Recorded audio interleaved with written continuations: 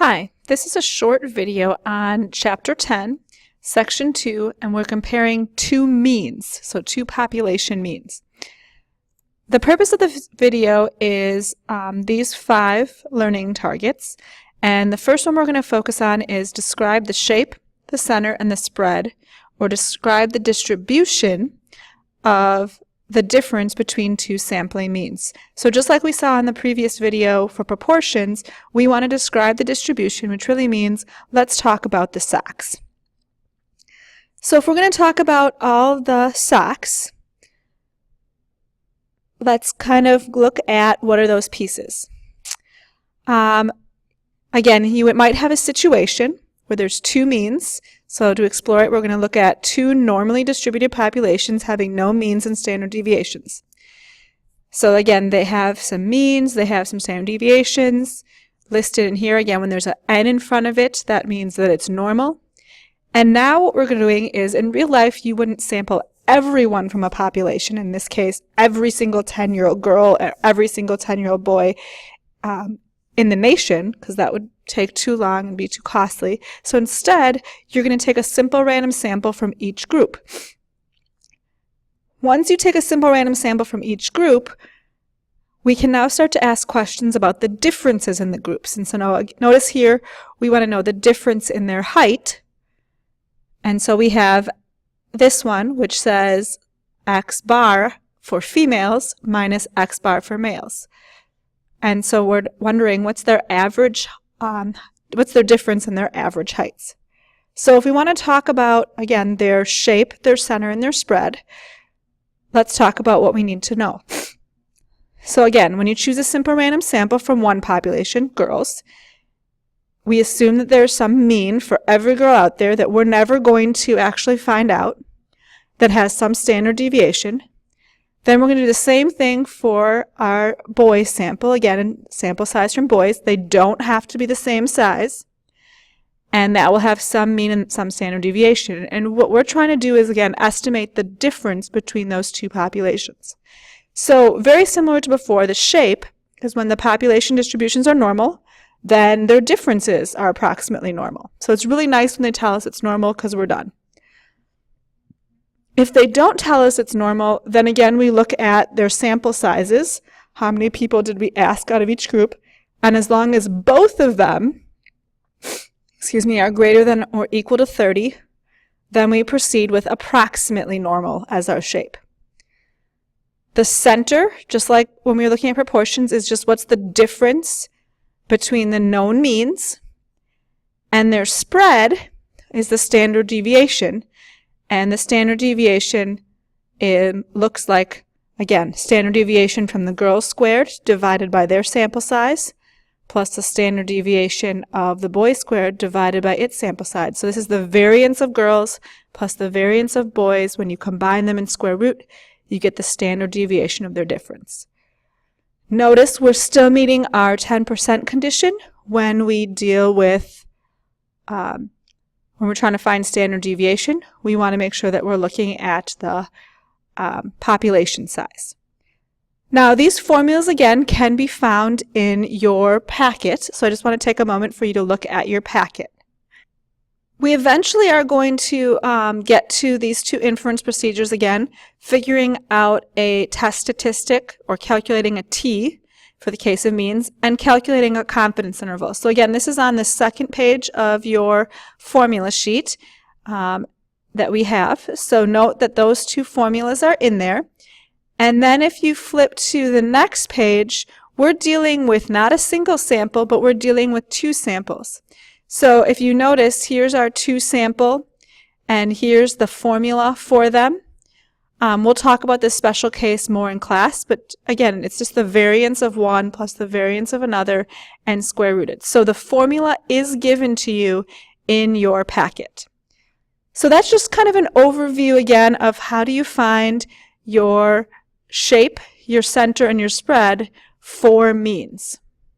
The rest of this video is now going to work on checking our conditions again, constructing and interpreting confidence intervals, performing significance tests, and again, determining when is it appropriate to use that two sample T procedure, which we're talking about when we have two different groups or populations, versus the paired, which is when we had the same people, just like a before and after situation. So the first thing it says is we're going to talk about conditions. So the conditions haven't changed. Conditions are still the same. You want to make sure that each group, again, if we're going back to the boys and girls, each group comes from independent random samples, or that the groups have been randomized. That 10% condition, again, is when we're sampling without replacement, which is in most cases. And we want to make sure that we can use our standard deviation. Again, they write them as fractions, but we just want to make sure, is the population at least 10 times greater than your sample? And then, like before, we have our large counts. They call it normal or large sample. Again, we mentioned this earlier when we were talking about shape. If both are told that they're normal, then we're fine. If we know that their sample sizes are both greater than 30, then we're fine. But if we don't know the shape and their sample size is less, then we are totally, again, going to have to graph. And you're going to have to make a graph, again, make a graph of their differences and show that each of them are, their shape has no outliers or strong skewness. So that's how we are meeting that first learning target of describe the conditions. They're exactly the same as we were doing previously. Now we're going to talk about how do you do a confidence interval to compare two means. Just as we said earlier, the formula for a confidence interval is listed in your formula sheet. It's going to be a statistic plus or minus a critical value times the standard deviation of the statistic. So we're using the same format as we were in the previous two chapters, but now we're comparing again two different groups, two populations with different means. So when we compare two different groups with two different means, the statistic is an x bar 1 minus an x bar 2. So it's the mean of our sample from, for example, our girls minus the mean of our sample from our boys. Then there was plus or minus, and because we're dealing with means, it's a T star. And then we saw earlier that the formula had sigmas in it, but we wouldn't know sigma if we were taking a sample. So this is the sample standard deviation from those girls that we sampled, and this is the sample standard deviation from the boys that we sampled. And again, we're going to use our table to find T. If we do that, you want to use n minus 1, whichever one is smaller, and we refer to that as being conservative. So I don't remember the numbers, but if we took 12 girls, that would be a degrees of freedom of 11. If we only took, I think it was 10 boys, that would be a degrees of freedom of 9. So 9 is smaller, so that's what we would look up in the table. And then it's just plugging in those values. So again, as long as you've met your conditions, you can use your formula for confidence interval, and then you'll make your conclusion as we did before. We are blank % confident that our interval from here to here captures the true difference between the two groups.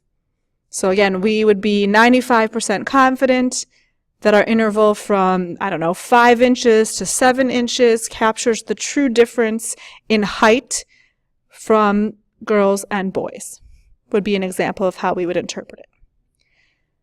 Okay, so now that we've looked at confidence intervals, the next thing on our list is to perform significance tests. So we're going to take a few minutes to just go through significance tests. So to perform a significance test, our first step is to, again, state your null. Your null is that there is no difference between the two groups. And what you could either show it as a subtraction, group 1 minus group 2 equals 0. That's going to be our hypothesized value for, again, proportions as well as means. Or you could show it as a equal statement. The mean of group 1 equals the mean of group 2. Your alternative, again, there are sort of 3 options. You think that their difference is greater than 0, which would mean that group 1 has a higher average than group 2. You think that their difference is less than 0, so you think group 1 has a lower average than group 2. Or you have your two-tailed where you're not sure which one's higher, group 1 or group 2, so you just think that they're not equal to 0. After you've stated your null and your alternative, You'll check those same exact conditions that we mentioned earlier. Again, going through is each group have a random sample. Did I meet the 10% condition? And then is it approximately normal? That rule of large counts. And then you use our formula that we've seen before. So again, this formula is in your packet. So quickly flipping to my packet, again, the t is what we're trying to find. The statistic minus the parameter divided by the standard deviation of the statistic. So all of that is provided for you in your formula sheet. Again, our statistic is the sample mean, again, if we were using girls, minus the sample mean of boys, so whatever that actual number was, minus the difference from our null. And since we're always going to be using 0 for our null, this is always going to be subtracting 0. And then this is that same standard error. Whenever we replace sigma with s, it's called standard error. And it's just like before. What was our standard deviation from our girl sample divided by the number of girls we took? What was our standard deviation squared from our boy sample divided by the number of boys we took? We calculate that and you find again a p-value. And then as we said before, in terms of degrees of freedom, it's in the table, whichever one is smaller is the one we're going to use. We refer to that again as a conservative value. So you look in your row of your degrees of freedom, you look specifically for the p-value, for the t that you just found, and then you go up to the top, and that will tell you the p-value. So that's how we do significance tests. It's not much different from the previous chapters again. So we've performed our significance test.